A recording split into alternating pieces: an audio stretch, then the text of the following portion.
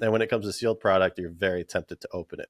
I know you like to open product. That's one of your favorite things. One of my favorite things too. Yep. I spend a lot on the vintage packs. Like I need to stop because it's a problem. But opening packs, especially with friends, like at Card Party, I pulled the first Ed Lugia. That's an experience that you just like remember forever. It's like, oh, you open up that Lugia, like we'll talk about that for years probably. So it's just opening packs is the true pastime of Pokemon that I enjoy the most. Are you pretty good about controlling yourself with opening, or? Yeah. For me personally, I have a sealed collection. And so that's what I tell people is they ask me, how do you keep something sealed long term? And it has to be a passion of yours. It has to be a mindset of yours that you're keeping and preserving history in a way. So for me, not opening it up brings me joy.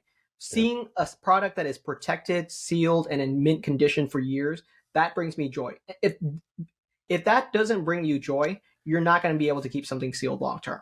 You have to be someone that enjoys seeing a sealed product. Yeah. See, my advice is open up as much as you can afford until you get bored of it, and then you'll you'll actually sit on stuff. It took me a long time to rip through base set packs and jungle packs and all this stuff before I was like, all right, time to really just hold on to some of this. It's cool to have it sealed. So I'm the poor financial advice on that one. Jake's the smart financial advice one on that one. But whichever way it takes. I love sealed product. I used to have a ton of it. I got scared at one point with selling it because the prices started to get so high, thousands of dollars. I sold it too early, but I was worried about buyers scamming me saying, oh, this is resealed, or shipping me back returns. I sold a base set pack once on eBay, and the guy returned a modern Pokemon card, and he wrote Team Rocket strikes again. And eBay sided with the buyer. I sent them pictures. I told them the whole thing, and I lost. I mean, it was $100 at the time for a base set pack.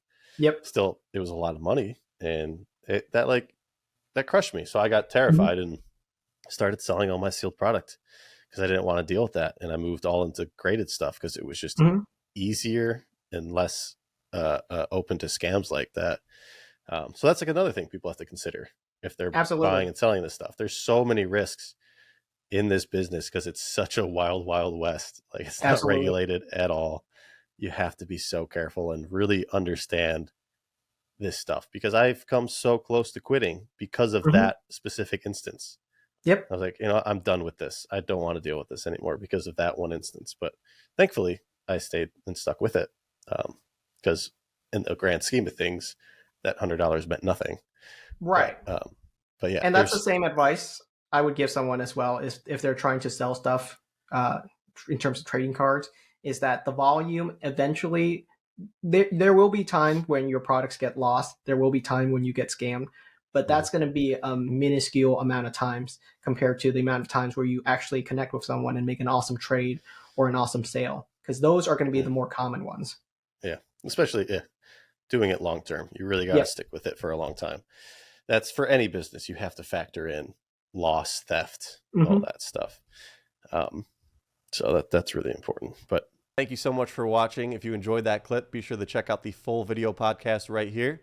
And every Thursday, we drop a new podcast that premieres on YouTube here live at 9 p.m. Eastern time. So be sure to subscribe and comment down below which guest you'd like me to have on next.